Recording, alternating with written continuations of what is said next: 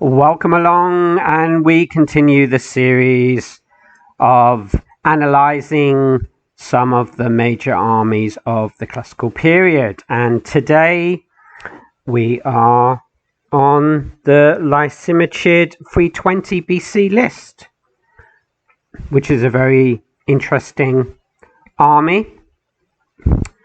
So let's have a look. It's a Pike Army. So we've got 8 Pike units. One bonus is the veteran Pike. So there's not that many armies that have access to veteran Pikes, and we have 2 veteran Pike units. They are great units, probably overpriced if I'm honest, but when you look at how many units I have 21 units here, infantry. And that's a good size. As I've said in some of the other videos, 20 to 21 seems to be about, an average to fairly large army, and in the classical period at 1600 points, which is, as I say, the points that we use in the league for the classical periods. That's why I use it on this video. So we've got 21 units. I just did a video with the Galatian 320 list, or 280 list, and 280. And my first build had 16 infantry units, and then I went up to 18 with a few changes here and there. So here we've got 21. So even though we've got 2 veteran Pike units at 96 each, we've somehow still managed to have 21 infantry units. So that's a pretty decent size, and that's because we've got Hoplites. Got quite a lot of Hoplites. Again, not all army lists have access to these Hoplites. In my opinion, I think they're one of the most underrated units in the game, especially the citizen Hoplites. They're an absolute bargain at 42. I've seen them fighting Romans, swordsmen, because they're spearmen. So, they get that 100 POA advantage. So they do really well if they survive impact. Once in melee against swordsmen, they can do really well. So when they're only costing 42, they're a great buy. And even the mercenary Hoplites, they're only 6 more, and 48's a great price as well. So these kind of units, you're not relying on these units to win you the game, but you're asking them to hold. And when you've got so many Pike units and 2 veteran Pike units, then as a kind of supplementary support force, they can do great. We've got your usual mix of medium infantry. We've got 4 of these units, Thracians with the heavy weapon and with the offensive spearmen. And again, I've seen them in battles hold against heavy infantry. So they're not terrible units, especially if they're on rough ground or, ganging up on one heavy infantry unit. So they can be useful. We've got 4 cav. I think armored cav is a nice addition to this list because they're just so cheap. You don't always need quality, you just need numbers, and to bulk out to 4 cav units, it can be good because you have access to a fair few units, but there's no noble cavalry at 44, so it's all the more expensive units. But you've got these lancers, and you can take 4 if you want. I've taken 2 with this particular build. I mean, we could maybe take out an infantry unit. We'll do that at the end. Maybe I'll take out one of the Hoplites and we can add the Lancers, because Lancers for me really work better if you've got 2 or 3 of them. If there's only one, even 2 when there's only 4 cav altogether, then you're going to be outnumbered. So because they're so good, superior armoured lancers, one of the best cav units in the game, I think it's nice to support them. So we might have a look at that at the end. One of the weaknesses is the skirmishers. We've only got really 6 before you jump up to 39. I don't really think these archers at 39 are worth it. I always go for cheaper end skirmishers if I can. But even if we did take, you can take 2. That's only 8, absolute maximum of 8 skirmishers. So that's not great. That is one weakness, but you've still got 6. 6 is a fair number. And what I've also done, when this happens, when I have a list where I don't have access to a lot of cheaper end skirmishers, I do tend to take Javelin Horse. So for me, one of the best units in the game because of their price and what they can do. And one thing that they can do quite well is chase away enemy skirmishers. So if I'm facing even 10 enemy skirmishers, then I've got my 6 skirmishers plus 2 Javelin Horse, and once they charge in, they can go into a bunch of skirmishers and make a few of them evade, and every time they evade, it just takes that much longer to get back into firing mode. So that can be useful to have these Javelin Horse.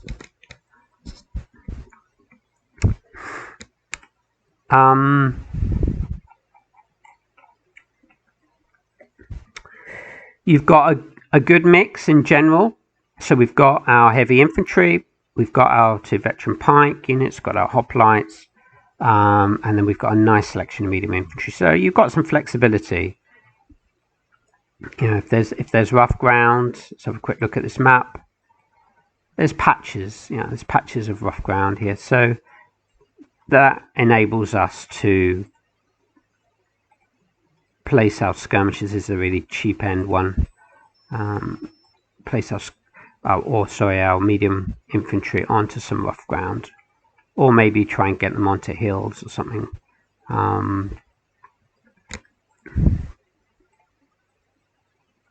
There is actually a stream running through, so again you can use your medium infantry to cover the stream, stop infantry coming over.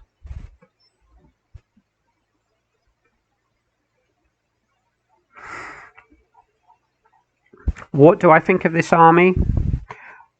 In my opinion, this is one of the better armies, I think, in the classical period, especially when you compare it to other Pike armies.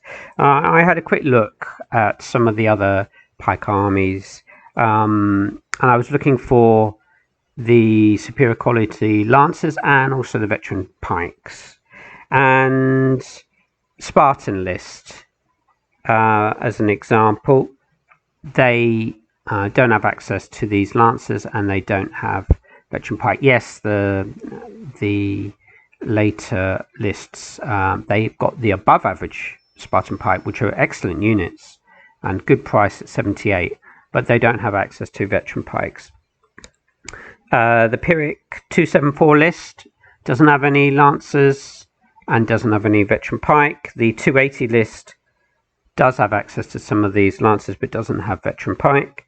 Carthaginian list, I looked at the 216, Hannibal in Italy is one of the more popular lists to take in the league. It doesn't have any lancers, and obviously Carthaginians don't have access to any pikes.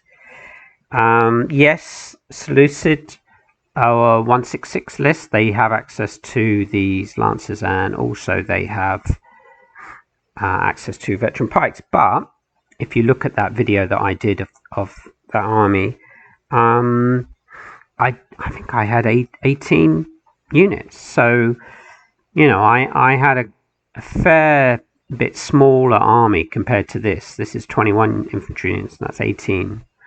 3 more. So they're struggling a bit. They don't have hoplites, so they tend to have more expensive infantry, and that means their army's smaller. So I think you have an advantage there.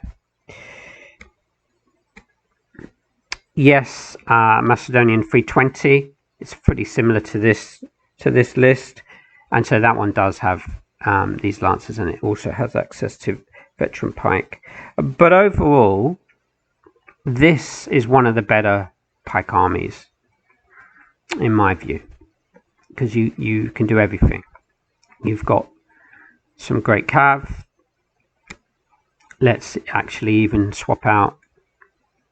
Let's take out a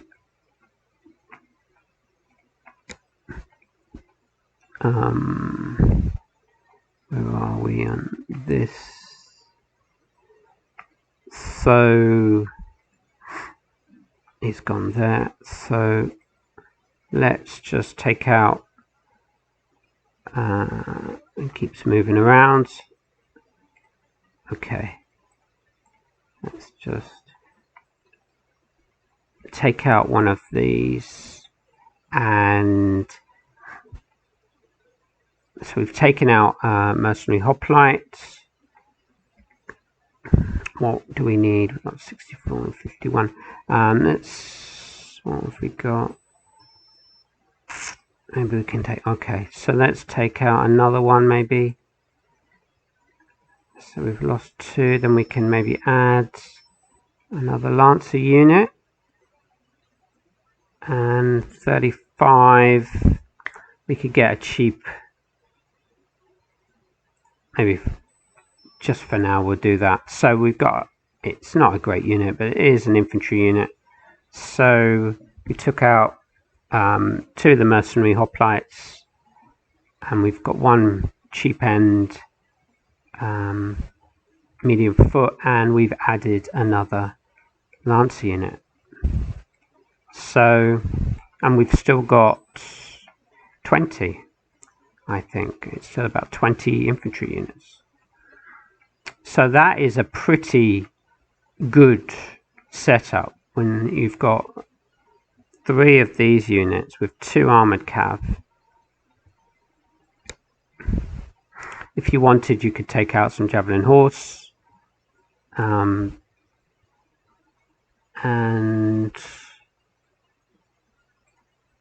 we've got ones we only can take out 1, but you could mess around with it a little bit, and you could take out something else and maybe add, if you wanted to add up, you know, you'd have to take out maybe more hoplites, and if you wanted to take some more medium infantry, then you could take out even more cav if you wanted to.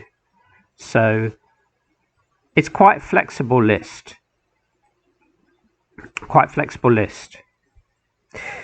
When I looked at the record, so on the records for the league for all the armies from season 1 to 11, and we've just finished season 11, there was 82 wins for players taking this army, 19 draws and 93 losses. So it's almost even, and it's one of the armies that a lot of people take out. So even though it's a slightly losing record, you've got to take into account all the players that are taking out this army over all the seasons.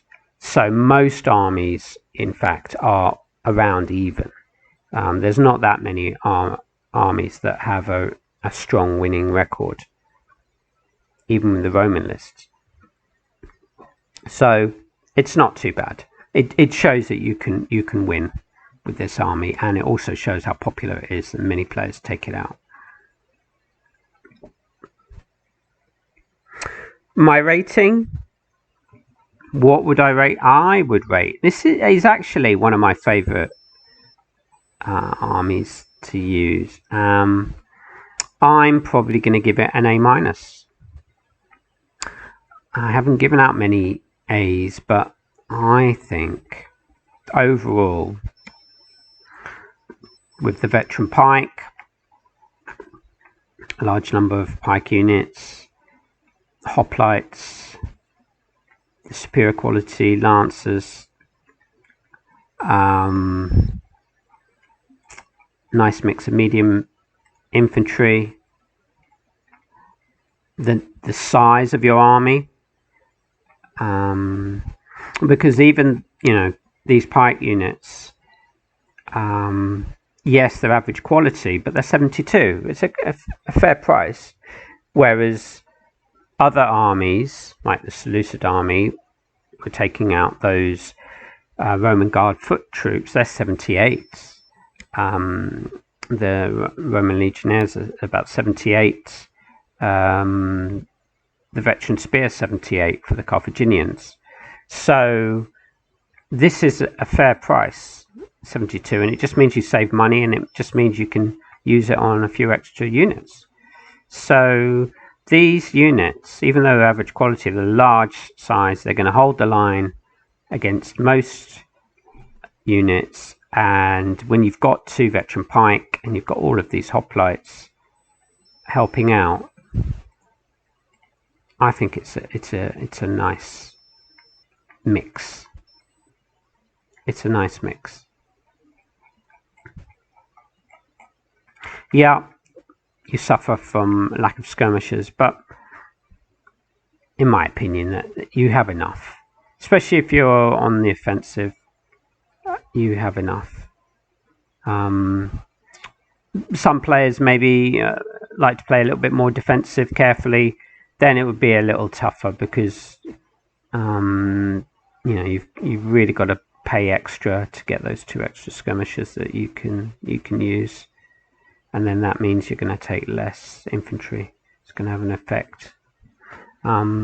You've even got access to an elephant, so one elephant you could swap out a lancer unit and add an elephant. That might be really useful, especially against swordsman armies. It could be really good. So if I was playing against the Romans, I would probably take an elephant.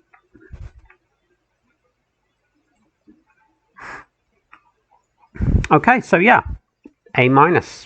I think it's a really decent list.